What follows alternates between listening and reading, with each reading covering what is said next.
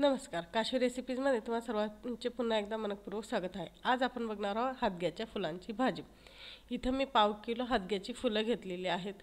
आपल्याला यांचे जे आहेत मधला तुरा आणि जे देठ आहे ते काढून घ्यायचं आहे, जेणेकरून त्या देठ आणि तुऱ्यामुळे जो भाजीला कडवटपणा येतो तो येत नाही व यात जे बारीक कीटक वगैरे असतील तर तेही निघून जातात।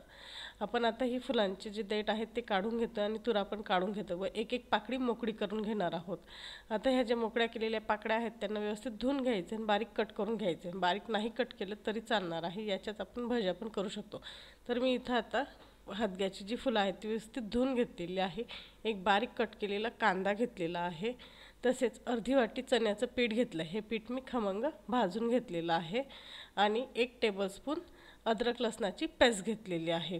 दुसरीकडे एका पॅनमध्ये मी 2 ते 3 पडी तेल गरम करायला ठेवलं आहे। त्यातच आता आपल्याला जिरं आणि हिंगाची फोडणी करून घ्यायची। बारीक कट केलेला कांदा जो आहे तो व्यवस्थित गोल्डन ब्राउन रंगावर परतवून घ्यायचा आहे।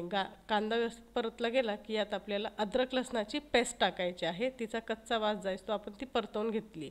आता आपण यात चवीनुसार तिखट, हळद, गरम मसाला व 1 टीस्पून किचन किंग मसाला टाकणार आहोत। यात आता चवीनुसार मी मीठ टाकलेले आहे। आपण जी फुलं घेतली होती ती धुवून आता ही पण यात टाकून द्यायची आहे आणि व्यवस्थित मिक्स करून घ्यायची। फुलं व्यवस्थित एकजीव मिक्स झाली की यावर आपल्याला जे पीठ होतं आपल्या चण्याच्या डाळीचं ते आपण यात मिक्स करायचं आहे आणि त्याला व्यवस्थित परतवून घ्यायचं आहे आणि याला एक दणदणीत वाफ आपल्याला काढून घ्यायची।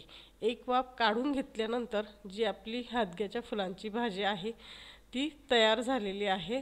तुम्ही बघू शकता किती छान ही भाजी तयार झाली। वरून बारीक कट केलेली कोथिंबीर टाकून आपण ही भाजी जी आहे ती पोळीसोबत सर्व करायची आहे।